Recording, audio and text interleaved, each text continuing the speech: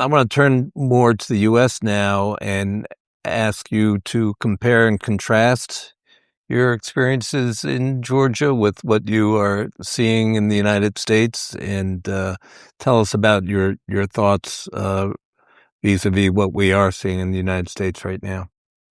So what you have in Georgia is really aggressive conduct by the police towards demonstrators and beating them up.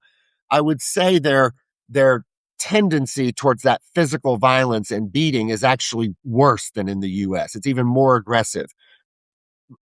And in the US, you can stand in front of an ICE agent and use the worst four-letter words and insult his mother and everything. And it's established in the United States that that's free speech and he can't touch you for it. Whereas in Georgia, it's actually established legal doctrine that if you insult somebody, they're entitled to punch you in the nose. So that's true. I mean, it's seen as a provocation. It's that kind of society. So if you insult the police, now I maintain that what I said was political speech because I called them Russians, I called them slaves, I called them traitors. Those were political labels. I didn't insult their mothers. I didn't, but so it's a bit of give and take. On the one hand, I think your risk of being killed by an American ICE agent is higher than your risk of being killed by a Georgian cop. That's the truth. Your risk of being killed, and we've seen it. Your risk of being beaten up is probably worse by a Georgian cop. But if there was one place where I've noticed the most similarities between Georgia and the United States, it's in the rhetoric of the government and it's in the behavior of the police towards demonstrations. And fortunately, key differences are our courts and our state and local governments, our federalism, that I think have been very important defenses. One other difference that I would have pointed to in the past is the level of accountability and investigations after incidents of police brutality or killings. Obviously, you did not have any accountability for those who beat you up in Georgia, and I guess we'll see what happens with the victims of violence in Minneapolis. But hopefully there will be accountability there. Yeah, I think what we're seeing,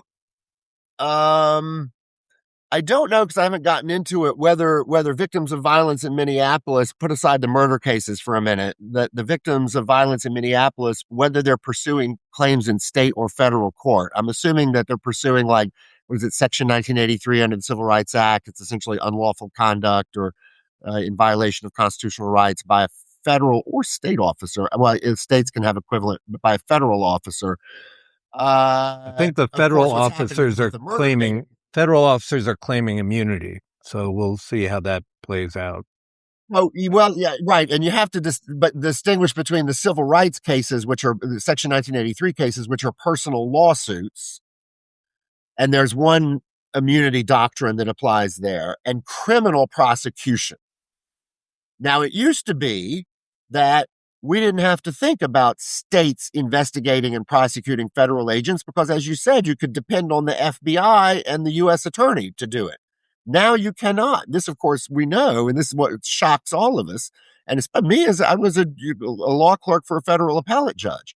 I saw the standards that U.S. attorneys and the FBI and everybody that they followed, and we've all lived it. That the FBI and the U.S. attorneys and the Justice Department, at least since Watergate, have not been reluctant to investigate and prosecute members of the administration that they serve. But that was nothing but a tradition. That was nothing but an ethic. And Trump has destroyed it completely using the sadly broad constitutional powers, that he can claim to have.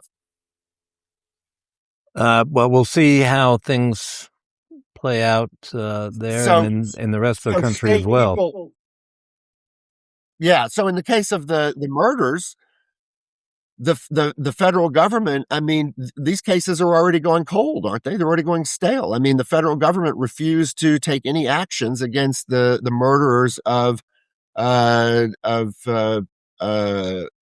and of Renee Good.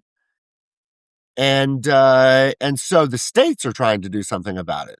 But I mean, I think that for federal agents to get away with that kind of violence against people and not be subject to criminal prosecution is an incredibly dangerous